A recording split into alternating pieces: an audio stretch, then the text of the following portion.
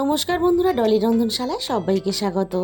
আর আজকে তোমাদের সাথে শেয়ার করব নিরামিষ আরও একটা দুর্দান্ত স্বাদের রেসিপি। আমি এখানে একটা গোটা চিচিঙ্গা এইভাবে ছোট ছোট করে কেটে নিয়েছি, আর যেগুলো বড় দানা ছিল সেইগুলো কিন্তু আমি ফেলে দিয়েছি। এবার তাহলে রান্নার দিকে যাওয়া যাক। প্রথমে আমি কড়াইয়ের মধ্যে প্রয়োজন মতো সরষের তেল দিয়ে দিলাম। এবার তেল খুব ভালোভাবে গরম হতে আমি এখানে বেশ কয়েকটা বড়ি দিয়ে দিলাম। বড়িগুলো আমি কয়েক সেকেন্ড নাড়াচাড়া করে একটু লালচে করে ভেজে নেব। বড়িগুলো আমার ভাজা রেডি হয়ে গেছে। এবার সমস্ত বড়িগুলো আমি তেলে থেকে তুলে নিলাম।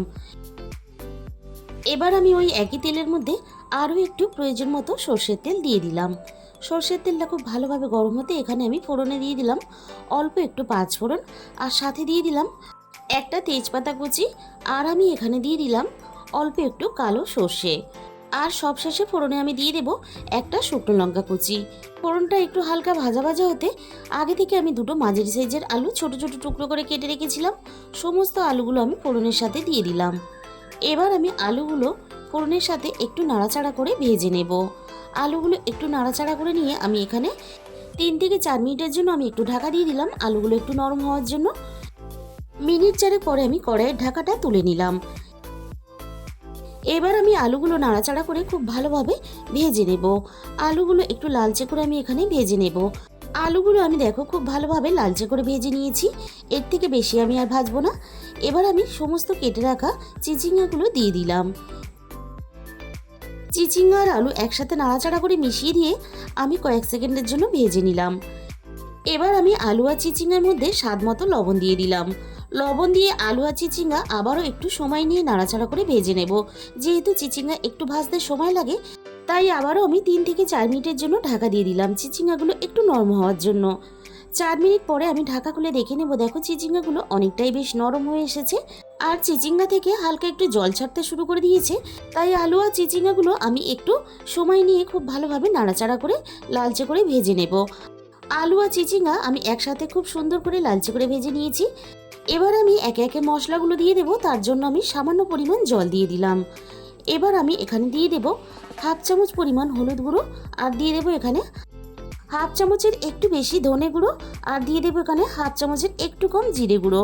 জিরে গুঁড়োর থেকে ধনে গুঁড়োর পরিমাণ এই রান্নাতে একটু বেশি দিলে রান্নার স্বাদটা বেশ ভালো হয়।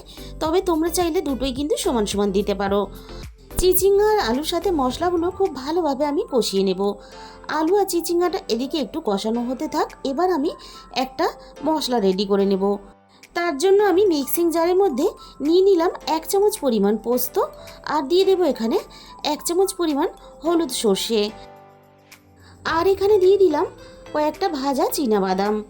এবারে আমি ঝালের জন্য এখানে দিয়ে দেব দুটো কাঁচা লঙ্কা। তবে ঝালের পরিমাণটা তোমরা কিন্তু তোমাদের নিজেদের মতো করে বাড়িয়ে বা কমিয়ে নেবে। সব কিছু খুব ভালোভাবে একসাথে আমি একটা মিহি পেস্ট বানিয়ে আমি এবার রান্নার মধ্যে দিয়ে দিলাম। আবারও আমি সব কিছু একসাথে নাড়াচাড়া করে মিশিয়ে দিয়ে একটু কষিয়ে নেব। আর যেহেতু বাদাম দেওয়া আছে, তাই গ্যাসের আঁচটা একেবারে লোতে দিয়ে 3 থেকে 4 মিনিটের মতো আমি একটু কষিয়ে সব কিছু একসাথে মিশিয়ে দিলাম। এর থেকে বেশি আমি আর কষালাম না, তাহলে মশলার আসল স্বাদটা নষ্ট হয়ে যাবে।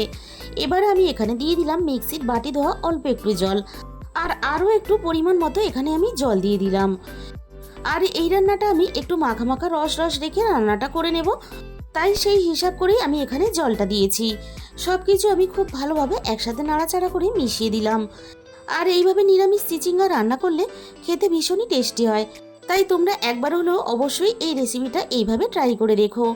যেহেতু নিরামিষ রান্না, তাই আমি স্বাদ মতো চিনি দিয়ে দিলাম। চিনিটা আমি রান্নার সাথে খুব ভালোভাবে নাড়াচাড়া করে মিশিয়ে দিয়ে এবারে আলু আর চিচিঙ্গা খুব ভালোভাবে সিদ্ধ হওয়ার জন্য এখানে কিছুক্ষণের জন্য আমি ঢাকা দিয়ে দিলাম।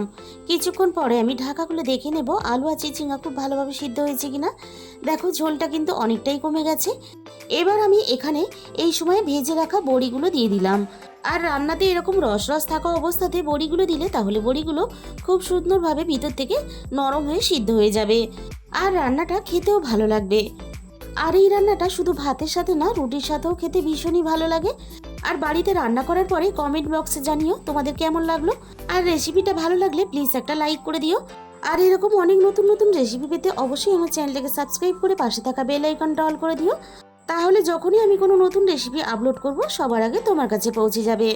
আর তোমাদের মূল্যবান সময় দিয়ে আমার এই রেসিপিটা শেষ পর্যন্ত দেখার জন্য তোমাদের সবাইকে অসংখ্য ধন্যবাদ।